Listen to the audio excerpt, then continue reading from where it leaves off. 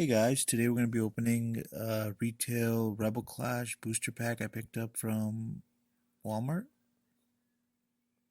I really enjoy doing these shorter videos. It gives me a chance to test out different video backgrounds. I'm new to this whole YouTube thing, so I don't know, I just want to make the video look the best it possibly can.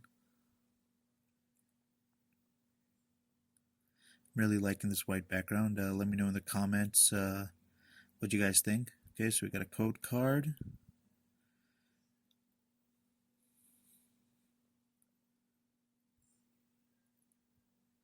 Let's see what we got.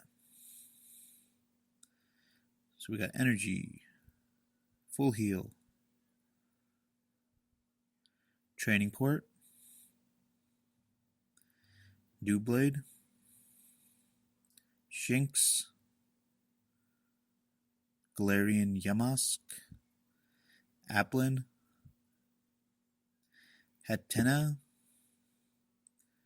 Arrokuda, Reverse Hollow Crawmorant,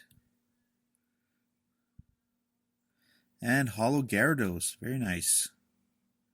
Really like this. Very old school vibe to it. Thanks for watching. Please like and subscribe.